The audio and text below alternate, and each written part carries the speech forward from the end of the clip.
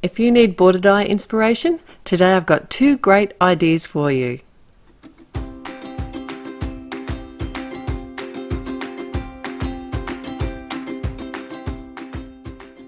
Welcome, it's time to hop along with Altenew in a release, and it's a video hop today. I'm using the Floral In and Out border die. This is a beautiful floral die that cuts a border and also the top and bottom or the edge of your cardstock as well, and can be used landscape or portrait. I've got a piece of Nina 80-pound cardstock here, and I want to make a belly band, which is basically a wrap that goes around your card. Now I'm not going to put this around my whole card, but I'll go through that in just a second.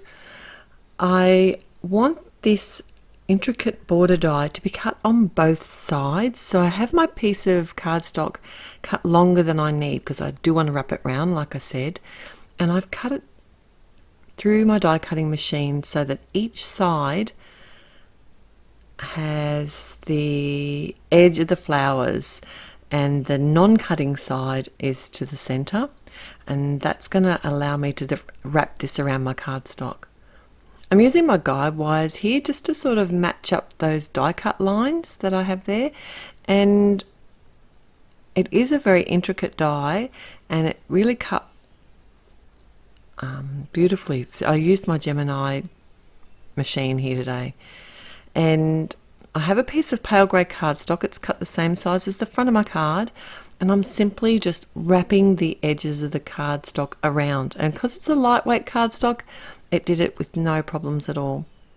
I'm adding some glue tape, and I did come in with a little bit of liquid glue here just to hold the edges of that down, and I thought this card came together so quickly and would make such a beautiful invitation or a wedding card. So what I did was die cut some more pale grey cardstock. I used the Apothecary Labels die as well as the Congrats from the Signature Words die set. I go to this die this Signature Words set constantly, and at the moment I'm using the Apothecary Labels all the time too, so I apologise in advance. But I'm just loving it with its matching stamp set. It's just lovely. I have added some score tape to the back of my panel, and now I'm just lining it up on the front of my card. I've removed two corners of the tape, like the release tape, so once I get my cardstock in place I can push down on those corners and that will adhere it to the front of my card, and then I can just simply remove the rest of the release tape, and then I know that my card's going to be straight. I added some foam squares to the back of my label and just attached that to the center of my card. So today's cards are actually part of a release hop, a video hop with Altenew, so I will have all the details in the description below, including the link to the next person along the hop, so don't forget to head down there. I have also made some other cards for this release, so I'll also have my blog post linked there for you to have a look at those. Okay, I have the second card now, which I decided to make very similar, and it started off poorly. I have to say. I actually wanted to just make a really light impression of the die on my blush cardstock here, and so I did use a silicone matte when I was running it through my Gemini, but the pressure was too much and it did actually cut through my cardstock a little bit, which helped and didn't help. It was a bit annoying, but anyway, I felt like I committed, so I wanted to keep going. I lined up the second one the same as I did the first time, and I had already cut the same version out of some Lagoon cardstock here, which I wanted to use and place over top. So I just used my dies and lined them up, and actually they lined up really easily.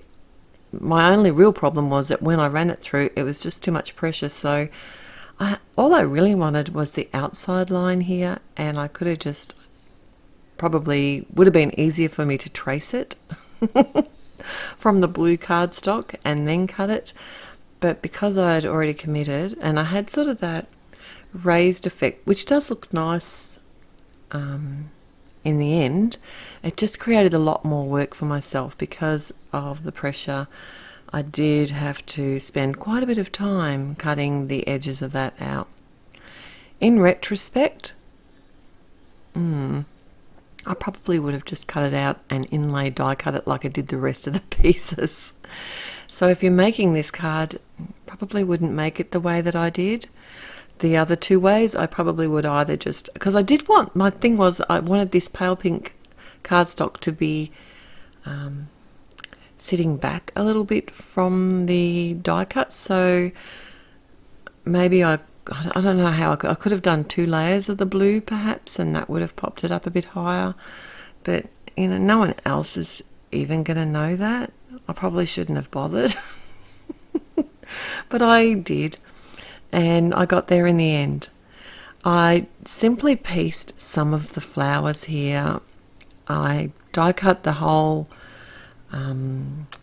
floral in and out border die again out of some ruby red cardstock and also out of some lime green cardstock, and I simply just put all those pieces in it. Like I said, this took me a while. The first card came together really quickly. I don't know why I complicated this one so much. But it is really pretty. It turned out a beautiful card in the end and worth the effort.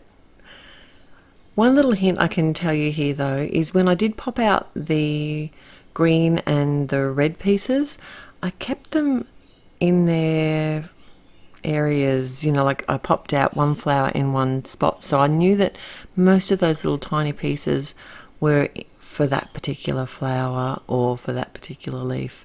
It just made it easier for me to work it out rather than just sort of push them all out on the paper.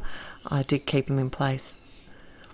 Okay, this time instead of wrapping the belly band around, I mean normally belly bands go right round a card and keep it closed, but in this time instead of wrapping the panel around, I actually cut away the edges. I just deactivated the tape there with one of my powder tools just so it didn't stick to my scissors. And I added a sentiment from the Ornamental Bliss stamp set, which I stamped with some Lagoon ink. I didn't want to cover up too much of those flowers and leaves. They took a long time to do.